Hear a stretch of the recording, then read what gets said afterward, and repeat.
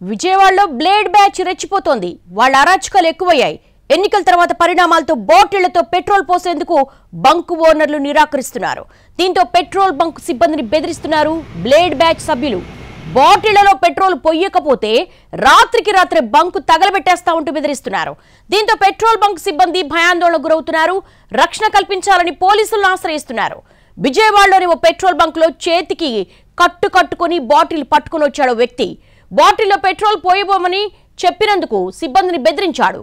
ఆ దృశ్యాలు అక్కడ సీసీ ఫుటేజ్ లో రికార్డ్ అయ్యాయి.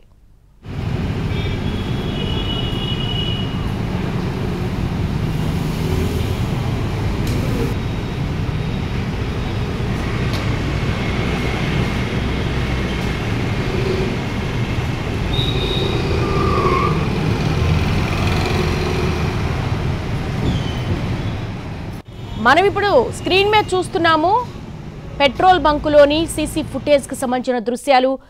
విజయవాడలో బ్లేడ్ బ్యాచ్ రెచ్చిపోతోంది. ఇప్పుడు 40 గ్రాముల జీడి ఇంగువ పొడి కొంటే 40 గ్రాముల జీడి ఇంగువ పొడి ఉచితం. ఇప్పుడు 40 గ్రాముల జీడి ఇంగువ పొడి కొంటే 40 గ్రాముల జీడి ఇంగువ పొడి ఉచితం. బాటిళ్లలో పెట్రోల్ నింపనందుకు పెట్రోల్ బంక్నే తగలబెట్టేస్తామంటూ అక్కడ బెదిరిస్తున్నారు. దీంతో పోలీసులను ఆశ్రయించారు పెట్రోల్ బంక్ సిబ్బంది. విజయవాడలో బ్లేడ్ బ్యాచ్ అరాచకాలు ఎక్కువైపోయేందుకు నిదర్శనమే ఇది.